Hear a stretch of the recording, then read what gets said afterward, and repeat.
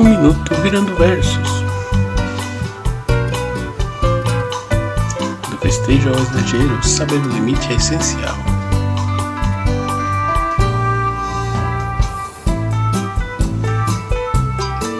Para não ser dose,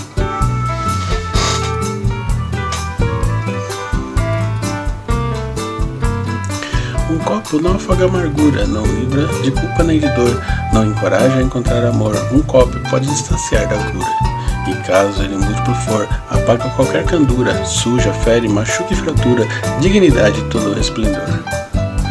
Até o festejo vira loucura, se o exagero vier a compor, comemorar, mas na postura.